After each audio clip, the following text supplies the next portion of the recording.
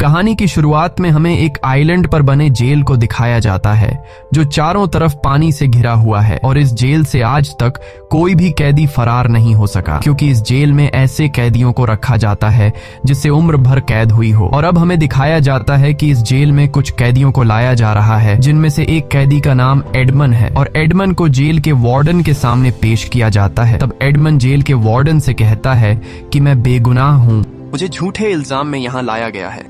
जिस पर वार्डन जवाब देता है, मैं जानता हूँ तुम्हें फंसाया गया है, अगर तुमने सच में कोई जुर्म किया होता तो तुम्हें देश के अंदर ही किसी जेल में फेंक दिया जाता। यहाँ इतनी दूर इस जेल में सिर्फ उन लोगों को लाया जाता है जिनके खिलाफ कोई साजिश की गई हो। यह सुनकर एडमन को झटका लगता है और वो समझ जाता है कि वार्डन भी मुझे फंसाने वाले लोगों के साथ मिला हुआ है क्योंकि वार्डन को मेरी बेगुनाही का पता होने के बावजूद मुझे कैद में रख रहा है। वार्डन बहुत ही घटिया इंसान था।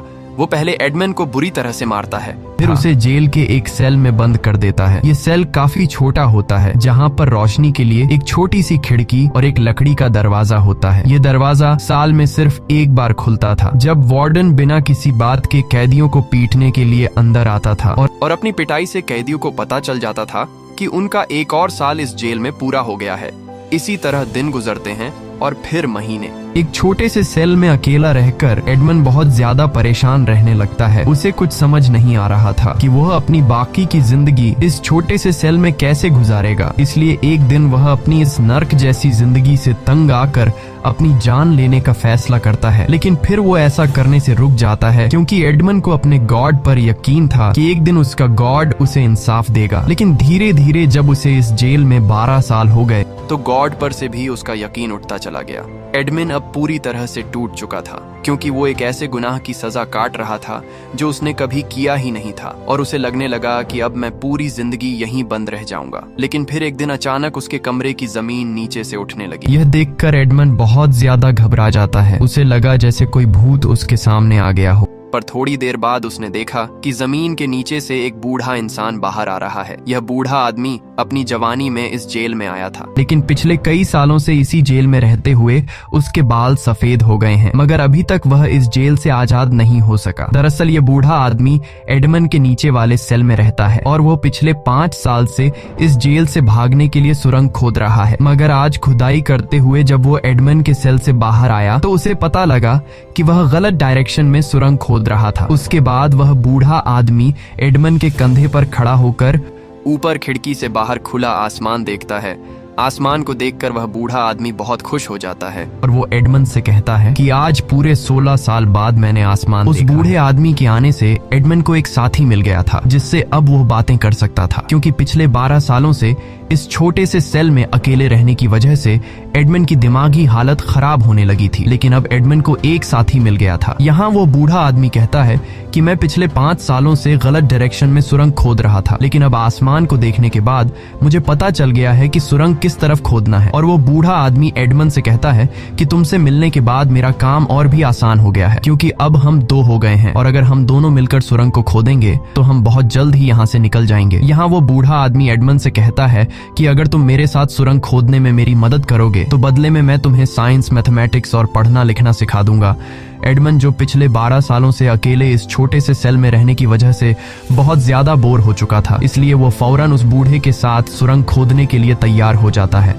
उसके बाद वो बूढ़ा आदमी जिस सुरंग से वो खुद आया था उसी सुरंग से एडमन को अपने सेल में ले जाता है। जैसे ही एडमन उस बूढ़े आदमी के कमरे में घुसता है तो वो वहां का नजारा देखकर हैरान रह जाता है। उस बूढ़े आदमी का कमरा काफी बड़ा था जहां उसके आराम के लिए कुर्सियां थीं और टाइम पास करने के लिए ढेर सारी किताबें भी थीं। इसके बाद यह दोनों खुदाई का काम शुरू करने ही वाले थे कि तभी उन्हें गार्ड के कदमों की आवाज सुनाई देती है, जिसे सुनकर एडमन जल्दी से अपने सेल में वापस आ जाता है और वो तुरंत टॉयलेट वेस्ट वाली बाल्टी दरवाजे के पास रख देता है क्योंकि गार्ड एडमन की वेस्ट वाली बाल्टी को ले जाने वाला था। इस जेल में कमरे का दरवाजा सिर्फ 2 बार ही खुलता है, एक बार कैदी का वेस्ट लेने और एक बार शाम का खाना देने के लिए। इसके अलावा पूरे दिन में उन दोनों के पास बहुत फ्री टाइम था जिसमें यह दोनों आराम से सुरंग की खुदाई कर सकते थे। उसके बाद ये दोनों प्लान के मुताबिक खुदाई के काम पर लग जाते हैं और कई महीनों की मेहनत के बाद ये लोग काफी लंबी सुरंग बना लेते हैं। सुरंग से निकलने वाली मिट्टी ये दोनों टॉयलेट वेस्ट वाली बाल्टी में डालकर गार्ड को पकड़ा देते, जिसे गार्ड टॉयलेट वेस्ट के साथ बाहर फेंक देता।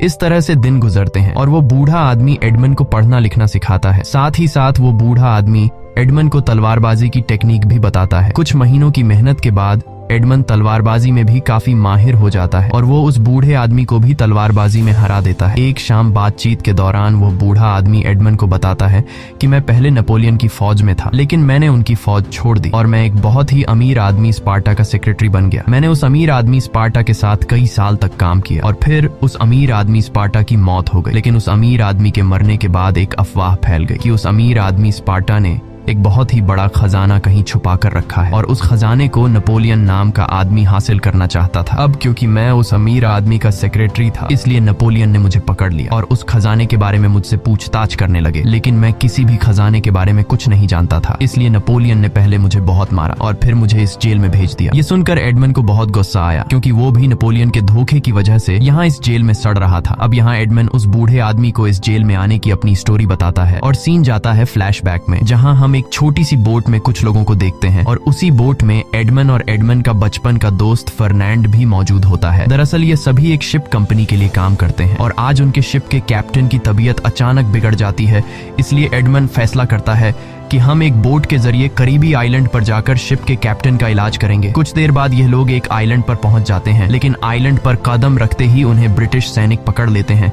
तभी वहां एक आदमी आता है जिसका नाम नेपोलियन है और यही वो आदमी है जिसने जेल में मौजूद उस बूढ़े आदमी को खजाने का पता न बताने पर जेल में डाल दिया था। नेपोलियन एक वक्त पर फ्रांस का राजा रह चुका था, लेकिन अब उसे गद्दारी की वजह से बादशाहत की कुर्सी से हटाकर इस आइलैंड पर कैद कर दिया गया था और यह सभी ब्रिटिश सैनिक नेपोलियन पर नजर रखने के लिए इस आइलैंड पर तैनात थे, ताकि नेपोलियन अपने साथियों से कांटेक्ट न कर पाए। ब्रिटिश सैनिक एडमंड और फर्नांड को इसलिए पकड़ लेते हैं क्योंकि उन्हें लग रहा था कि यह दोनों नेपोलियन के खबरी हैं, लेकिन नेपोलियन ने ब्रिटिश सैनिकों से साफ कह दिया कि यह मेरे आदमी नहीं है, चाहो तो तुम लोग इन दोनों को मार दो। उसके बाद ब्रिटिश सैनिक उनसे पूछते हैं कि तुम दोनों कौन हो। तब एडमंड बताता है कि हम दरअसल एक मर्चेंट शिप कंपनी के वर्कर हैं और हमारे शिप के कैप्टन की तबीयत काफी ज्यादा बिगड़ गई है, इसलिए हम यहाँ सिर्फ अपने शिप के कैप्टन के इलाज के लिए इस आइलैंड पर आए हैं। ये सुनकर ब्रिटिश सैनिक उन दोनों को छोड़ देते हैं। तब नेपोलियन अपने फायदे के लिए उनके शिप के कैप्टन को अपने रूम में ले जाता है और वहाँ वो डॉक्टर को बुलाकर शिप के कैप्टन का इलाज कर देता है। ये देखकर एडमंड नेपोलियन से काफी खुश हो जाता है और वो सोचता है कि नेपोलियन एक बहुत ही अच्छा इंसान है, लेकिन असल में नेपोलियन ये सब कुछ अपने फायदे के लिए कर रहा था। कुछ देर बाद नेपोलियन एडमंड को अपने पास बुलाता है और उससे कहता है कि जिस तरह तुमने अपने कैप्टन की जान बचाने की कोशिश की है, मैं तुम्हारे इस काम से काफी इम्प्रेस हुआ हूँ। फिर उसने एडमंड को एक लेटर दिया और बताया कि यह लेटर तुम्हें मेरे खास दोस्त क्लेरियन तक पहुँचाना है। एडमंड लेटर लेने से घबरा रहा था, पर नेपोलियन ने कहा कि इसमें ऐसी कोई भी चीज नहीं है जिससे तुम पर मुसीबत आए। साथ ही नेपोलियन एडमंड से कहता है कि इस लेटर के बारे में तुम किसी को मत बताना। लेकिन जब नेपोलियन एडमंड को लेटर दे रहा था, तब एडमंड का दोस्त फर्नांड चुपके से यह सब देख रहा था। जब एडमंड वापस अपने कमरे में आया तो उसने फर्नांड को लेटर के बारे में कुछ भी नहीं बताया। रात को यह दोनों ढेर सारी बातें करते हैं और एडमंड फर्नांड का हर जगह उसका साथ देने के लिए शुक्रिया अदा करता है। तब फर्नांड एडमंड को शतरंज का एक राजा देकर कहता है, जरूरी नहीं कि मैं हमेशा तुम्हारा साथ दूं। अगली सुबह उन्हें खबर मिली कि उनके कैप्टन की जान नहीं बच पाई। ये सुनकर एडमंड को काफी अफसोस होता है और अब एडमंड और उसका दोस्त दोनों बोर्ड में अपने शिप के कैप्टन की लाश रखकर शहर आते हैं और सीधे उस शिप कंपनी में जाते हैं जहाँ पर यह लोग काम करते थे, जहाँ उनकी टीम का एक सीनियर साथी जिसका नाम रेड है, वो एडमंड की शिकायत करता है और शिप कंपनी के मालिक से कहता है कि एडमंड ने मेरी बात न मानते हुए कैप्टन को एक बोट के जरिए एक आइलैंड पर ले जाने का फैसला किया। तब कंपनी का मालिक एडमंड से पूछता है कि क्या यह सच है, जिस पर एडमंड हाँ में जवाब देता है और कहता है कि मैं कैप्टन को मरते हुए नहीं छोड़ सकता था, इसीलिए मैंने यह कदम उठाया। यह सुनकर कंपनी का मालिक एडमंड से काफी खुश हो जाता है और वो रेड से कहता है कि असल में तुम्हें ये कदम उठाना चाहिए था, क्योंकि तुम जहाज के सीनियर थे,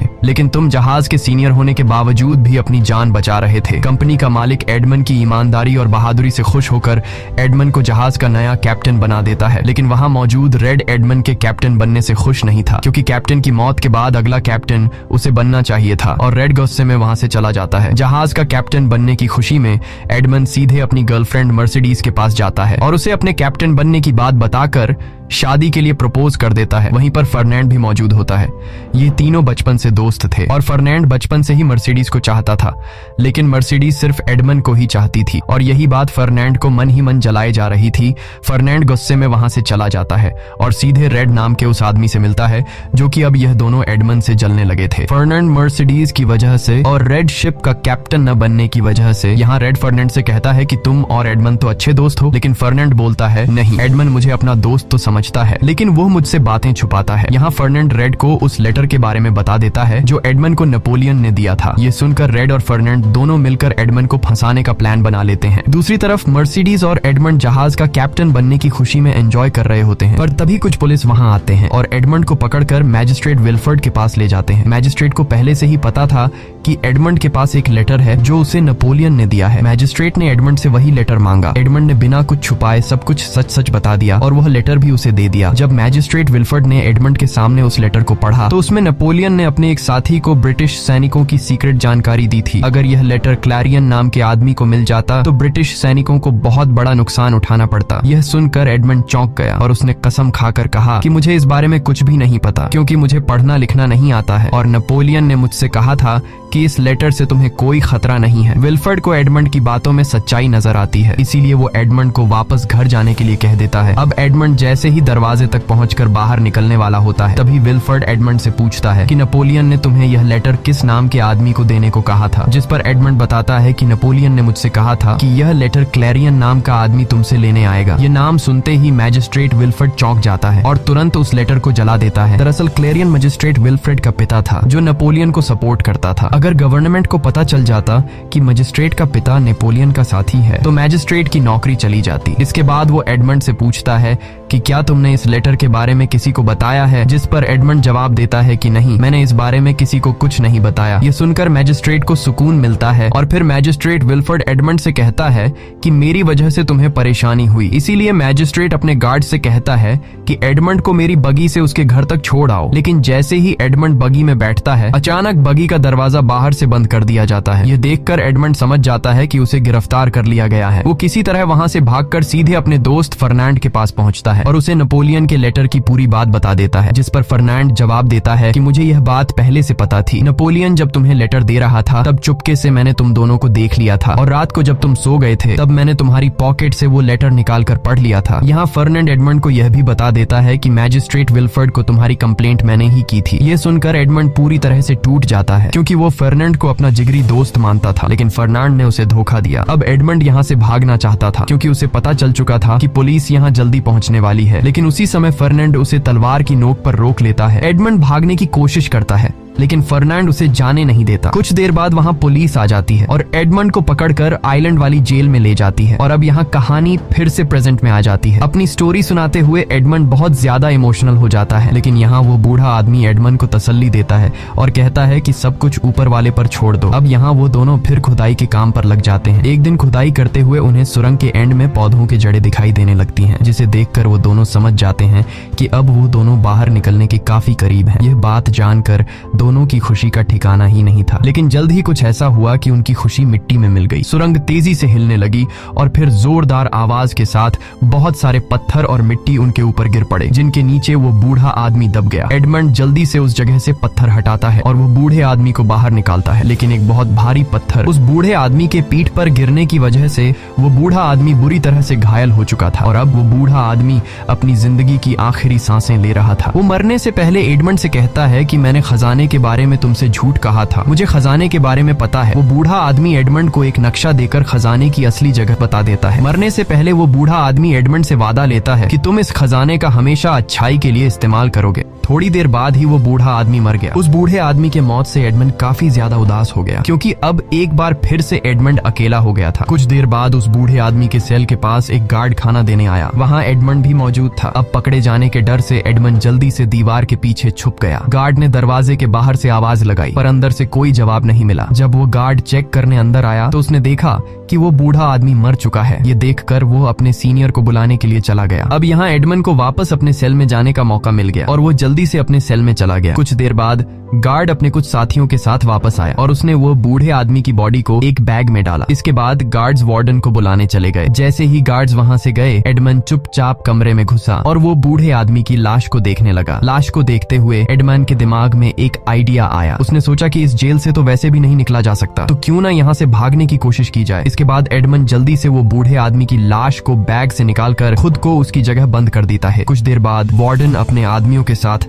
लाश को वहां से ले जाने आया। दरअसल यहाँ मरने वाले कैदी की बॉडी को समंदर के पानी में फेंक दिया जाता है। इस दौरान एक गार्ड खाना लेकर एडमंड के सेल में गया, लेकिन जब बार बार दरवाजा खटखटाने के बावजूद भी एडमंड ने जवाब नहीं दिया, तो गार्ड गुस्से में एडमंड के सेल के अंदर चला गया। लेकिन वहां उसे एडमंड नहीं बल्कि वो बूढ़े आदमी की लाश मिली। जिसके बाद वो गार्ड दौड़ता हुआ वार्डन को बुलाने के लिए गया और दूर से वार्डन को चिल्लाने लगा। उस रात तेज तूफानी हवाएं चल रही थीं, जिस वजह से कुछ भी सुनना बहुत मुश्किल था। वार्डन गार्ड की बातों को सुनने की कोशिश कर रहा था, लेकिन उसे कुछ भी सुनाई नहीं दे रहा था। अब यहाँ एडमंड की बॉडी को जिन गार्ड्स ने उठाया था, वो 3 की गिनती के साथ एडमंड को समुद्र के पानी में फेंकने वाले थे। लेकिन जैसे ही गार्ड 3 कहने वाला होता है, तभी एडमंड पास खड़े वार्डन को बेल्ट से पकड़कर अपने साथ नीचे पानी में गिरा देता है। पानी से निकलने के बाद जब एडमंड ने पीछे मुड़कर देखा, तो वहाँ वार्डन मौजूद था और वो जो जुल्म पिछले 12 सालों से वार्डन ने एडमंड पर किया था, उसका बदला लेने का टाइम आ गया था। यहाँ एडमंड वार्डन को पानी में डुबो कर बड़ी बेरहमी से मार डालता है। इसके बाद वो बिना पीछे देखे समुद्र में दूर तक तैरता रहा। अगली सुबह जब एडमंड की आंख खुली, तो वो एक आइलैंड पर था। पिछले 12 साल बाद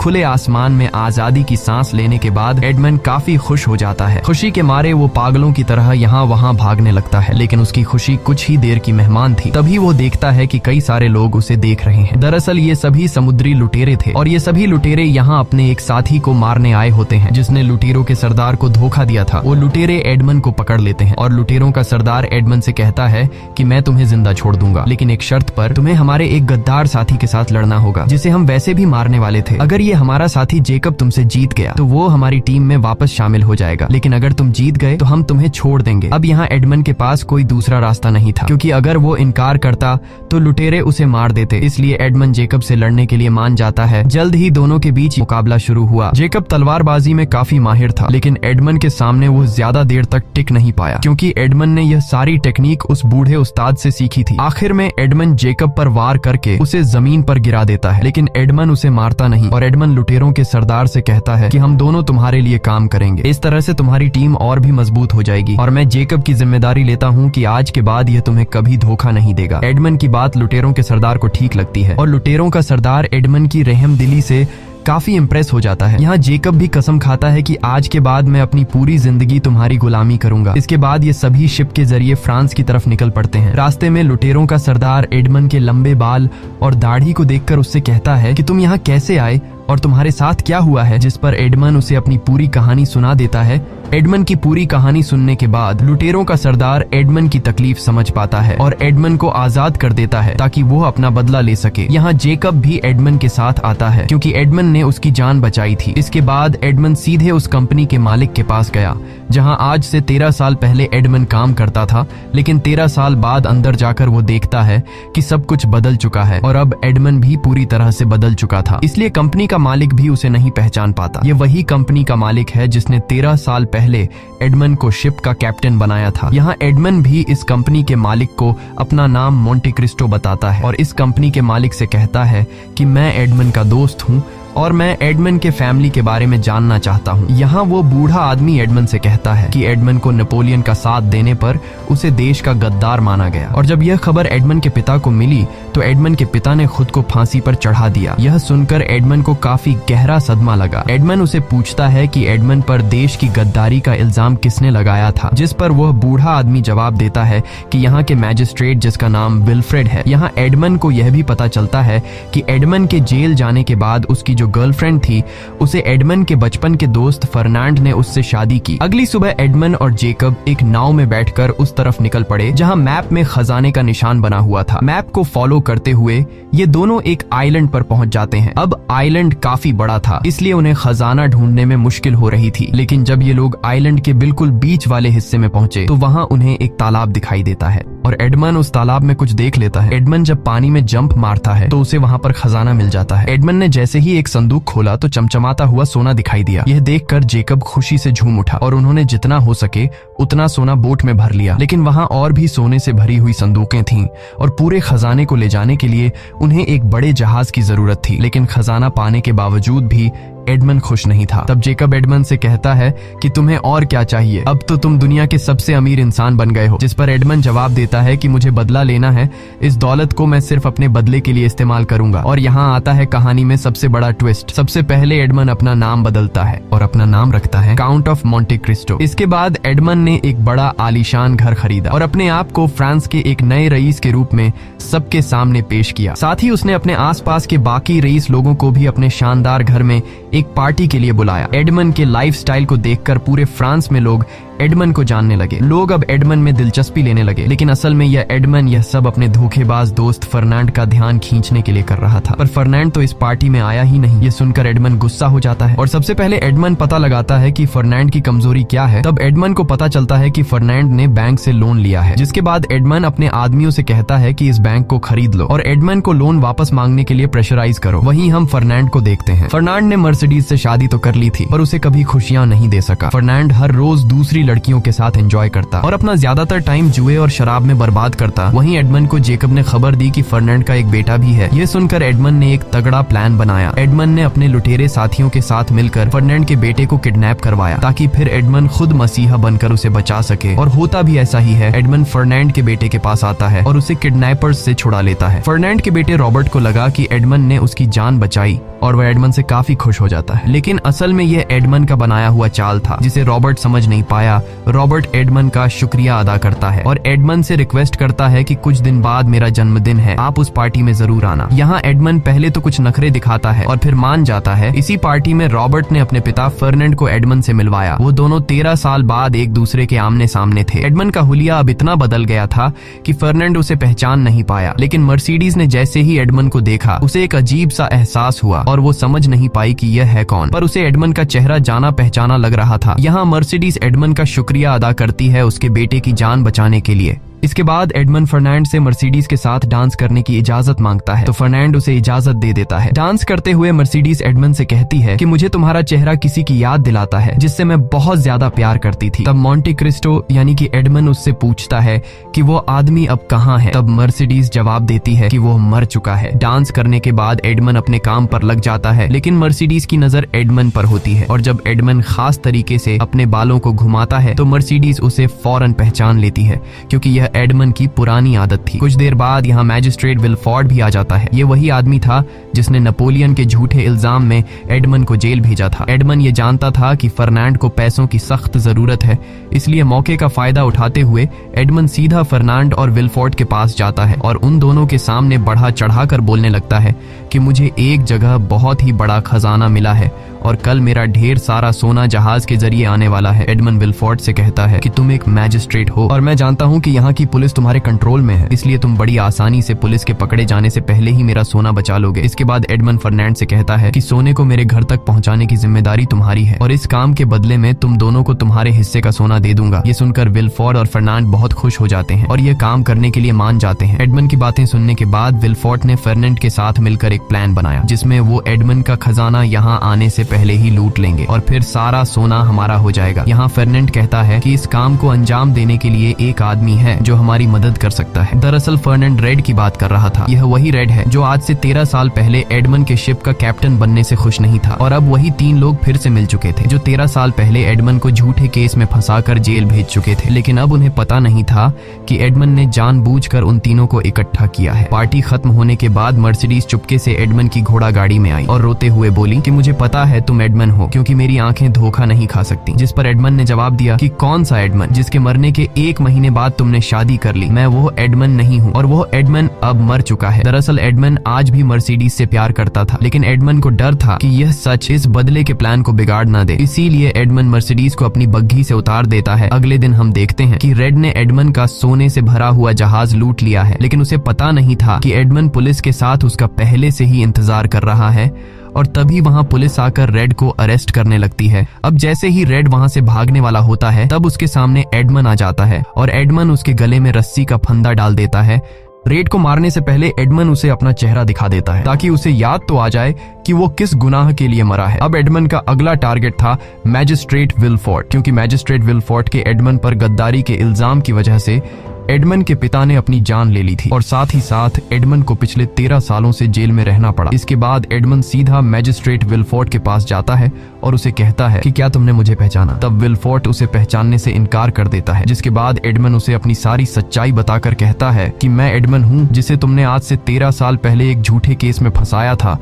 बातों ही बातों में एडमन मैजिस्ट्रेट विलफोर्ड से सारी सच्चाई उगलवा लेता है। मैजिस्ट्रेट विलफोर्ड कहता है कि हाँ, मैंने ही तुम्हें फंसाया था और मैंने अपने पिता को बचाने के लिए तुम पर गद्दारी का इल्जाम लगाकर तुम्हें जेल भेजा। विलफोर्ड एडमन से कहता है कि तुम कुछ भी नहीं कर सकते क्योंकि तुम्हारे पास मेरी इन बातों का कोई भी सबूत नहीं है। ये सुनकर एडमन मुस्कुराता है और तभी पीछे से पुलिस कमरे में आ जाती है, जिन्होंने चुपचाप विलफोर्ड की सारी बातें सुन ली थी। अब पुलिस विलफोर्ड को पकड़कर वैसे ही बग्घी में बंद करने लगती है जिस तरह की बग्घी में उसने एडमन को जेल में भेजा था। लेकिन उस बग्घी में एडमन ने विलफोर्ड के लिए एक गन रखी थी। विलफोर्ड को जैसे ही वो गन मिलती है वो गन उठाकर खुद को शूट करने लगता है, लेकिन उसमें गोली नहीं होती। तब एडमन उसके पास आता है और उसे कहता है कि मैं तुम्हें इतनी आसान मौत नहीं दूंगा। जिसके बाद एडमन विलफोर्ड को उसी जेल में भेज देता है जिसमें एडमन ने 13 साल गुजारे थे। दूसरी तरफ हम फर्नांड को देखते हैं जो भागने की तैयारी कर रहा होता है क्योंकि उस पर बैंक का ढेर सारा लोन चढ़ चुका होता है और उसने रेड और मैजिस्ट्रेट विलफोर्ड के साथ मिलकर मोंटे क्रिस्टो यानी कि एडमन का सोना चुराने की कोशिश की थी। यहाँ फर्नांड मर्सिडीज से कहता है कि तुम भी मेरे साथ चलो, लेकिन मर्सिडीज उसके साथ चलने से साफ मना कर देती है। फर्नांड कहता है ठीक है तुम्हारी मर्जी, लेकिन मैं अपने बेटे रॉबर्ट को ले जाऊंगा। जिस पर मर्सिडीज उसे बताती है कि रॉबर्ट उसका बेटा नहीं बल्कि एडमन का बेटा है। मर्सिडीज कहती है कि यही वजह थी कि एडमन की मौत के बाद मैं इतनी आसानी से तुमसे शादी करने के लिए तैयार हो गई। ये सुनकर फर्नांड को बहुत गुस्सा आता है और वो अकेला ही निकल पड़ता है। वो सीधा उस जगह पर जाता है जहाँ पर उन्होंने एडमन का खजाना चुराकर छुपाया था। लेकिन वहाँ जब फर्नांड संदूक खोलकर देखता है तो संदूक में सोने की जगह मिट्टी रखी होती है और जब फर्नांड दूसरा संदूक खोलता है तो उसमें एक शतरंज का राजा रखा होता है। यह वही शतरंज का राजा था जो कभी फर्नांड ने एडमन को दिया था और यह देखकर फर्नांड समझ जाता है कि एडमन अभी भी जिंदा है। तभी पीछे से एडमन भी आ जाता है और एडमन अपने पुराने रूप में होता है, जिसे देखकर फर्नांड उसे पहचान लेता है कि मैं जिसे मोंटे क्रिस्टो समझ रहा था वो असल में एडमन है। इसके बाद उन दोनों के बीच फाइट हो जाती है और बड़ी आसानी से एडमन फर्नांड की तलवार नीचे गिरा देता है और जैसे ही एडमन फर्नांड को मारने वाला होता है तभी बीच में फर्नांड का बेटा रॉबर्ट आ जाता है और कहता है कि मैं अपने पिता को ऐसे मरने नहीं दूंगा। मौके का फायदा उठाते हुए फर्नांड जल्दी से अपनी बंदूक में गोली भर लेता है। तभी मर्सिडीज भी वहां पहुंच जाती है और वह अपने बेटे रॉबर्ट से कहती है कि तुम्हारा पिता फर्नांड नहीं बल्कि एडमन है। यह सुनकर एडमन और रॉबर्ट दोनों हैरान रह जाते हैं। मर्सिडीज बताती है कि आज से 13 साल पहले जब मैं एडमन के साथ रिलेशन में थी तब एडमन के जेल जाने से 1 महीने पहले मैं प्रेग्नेंट थी और यही वजह थी कि मैंने एडमन के जेल जाने के बाद फौरन फर्नांड से शादी कर ली, क्योंकि अगर उस वक्त मैं फर्नांड से शादी नहीं करती तो बिना हस्बैंड के प्रेग्नेंट होने पर लोग मुझे बहुत बुरा भला कहते। ये सुनकर एडमन बहुत खुश हो जाता है क्योंकि उसे मर्सिडीज और उसका बेटा वापस मिल जाते हैं। अब यहाँ एडमन फर्नांड से कहता है कि तुम यहाँ से चले जाओ, मैंने तुम्हें माफ कर दिया। लेकिन फर्नांड कहाँ मानने वाला था। वो एडमन से कहता है कि मेरी बंदूक में एक ही गोली है और इस एक गोली से मैं तुम्हें ऐसी जगह मारूंगा जहाँ तुम्हें बहुत तकलीफ होगी। ये कहकर फर्नांड अपनी बंदूक मर्सिडीज पर तान देता है और जैसे ही फर्नांड मर्सिडीज को मारने वाला होता है तभी जेकब तेजी से फर्नांड की तरफ चाकू फेंकता है, जिससे फर्नांड का निशाना चूक जाता है और गोली मर्सिडीज के कंधे पर जा लगती है। अब फर्नांड वहां से भागने लगता है क्योंकि उसकी बंदूक में एक ही गोली थी। तब एडमन भी उसका पीछा करता है और उन दोनों के बीच फाइट होने लगती है। ये फाइट काफी देर तक चलती है, लेकिन आखिर में एडमन फर्नांड को मार देता है। अपने बदले की आग बुझाने के बाद एडमन अपनी वाइफ मर्सिडीज और अपने बेटे रॉबर्ट को लेकर उसी आइलैंड पर जाता है जहाँ की एक जेल में उसने 13 साल गुजारे थे। वहां एडमन अपने बूढ़े मास्टर को याद करता है और अपने मास्टर की इच्छा के मुताबिक तलवार वहीं छोड़कर कसम खाता है कि आज के बाद मैं अपनी सारी दौलत अच्छे कामों में लगाऊंगा। सबसे पहले एडमन उस आइलैंड को खरीद लेता है और उस आइलैंड की जेल में मौजूद सभी कैदियों को आजाद करके जेल को हमेशा के लिए बंद कर देता है ताकि किसी को भी वो सब न सहना पड़े जो उसने खुद सहा। इसी के साथ ये कहानी खत्म हो जाती है। अगर आपको ये वीडियो अच्छी लगी हो तो हमारे चैनल को सब्सक्राइब और वीडियो को लाइक जरूर कीजिएगा।